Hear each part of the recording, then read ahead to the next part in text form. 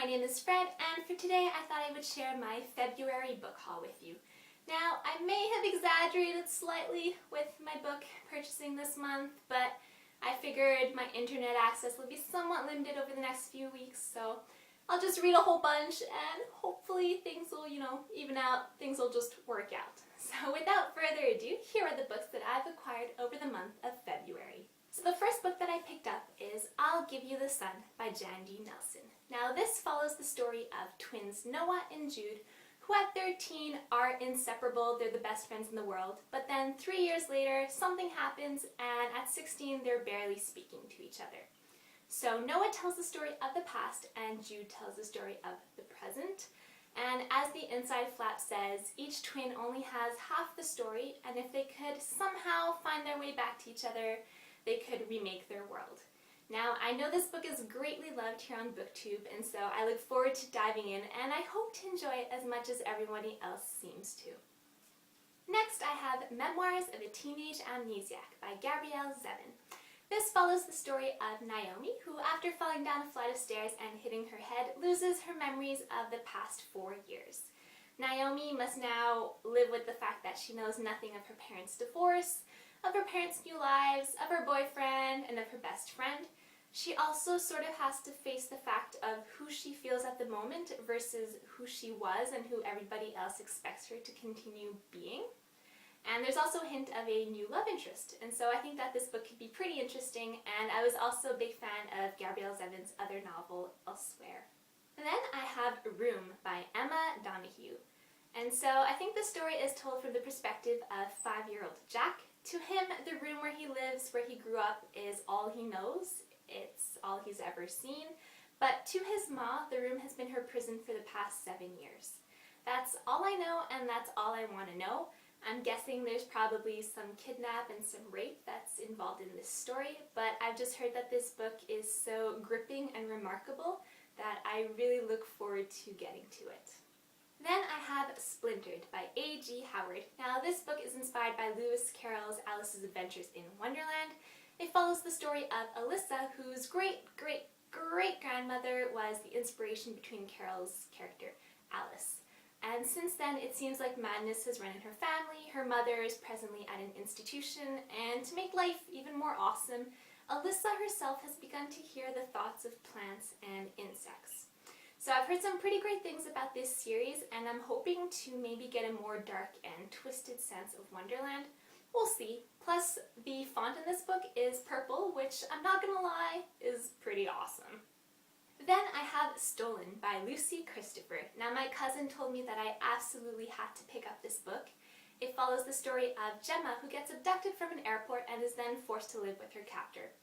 I think that Stockholm Syndrome also plays a part in this book, and the cool thing is that this book is written as a letter from Gemma to her captor, and so I think that alone should make for a pretty interesting read.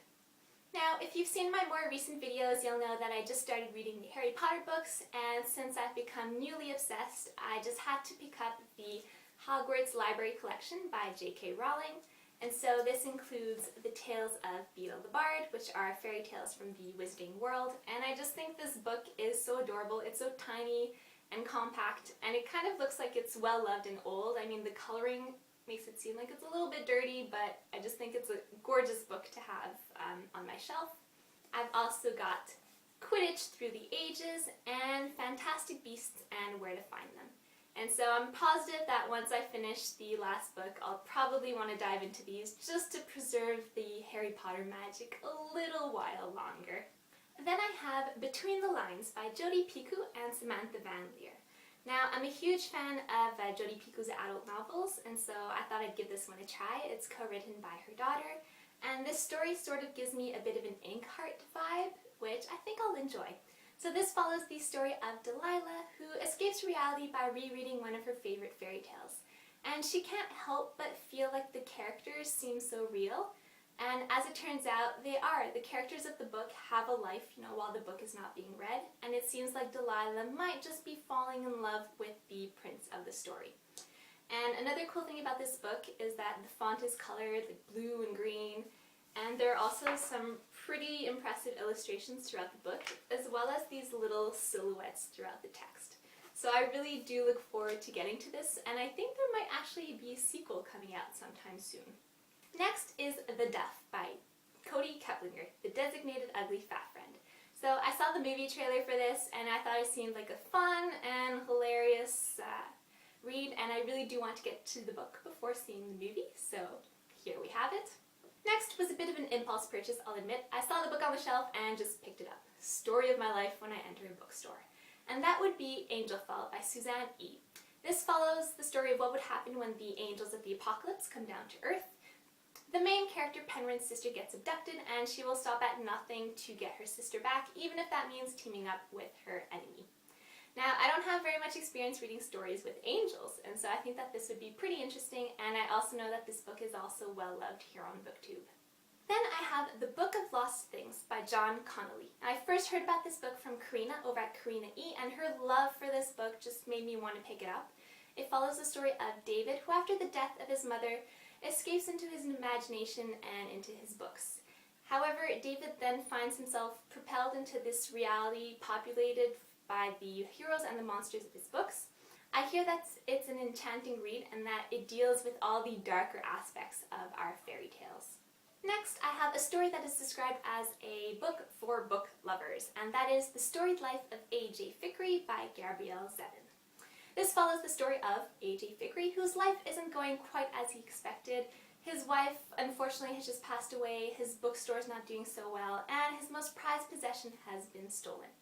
But then one day, this mysterious package arrives on his doorstep, and its unexpected arrival kind of allows him to see his life in a new light.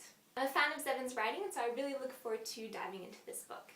Next is another book that's quite well loved here on BookTube, and that is Throne of Glass by Sarah J. Maas. So this follows Selena, who gets entered in this competition to become the king's next assassin. And I've heard that Selena is quite a fierce and strong character, so I cannot wait to meet her. Plus, can we just appreciate the epicness of this cover?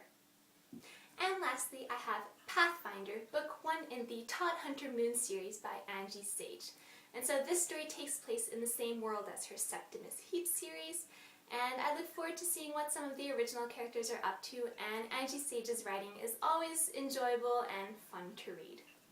So that's all. That was it for my February book haul. Let me know in the comments below which book you've acquired this month that you're most excited for, or if you've read any of the books that I've hauled, let me know if there's one of them that I absolutely have to read, like right this second.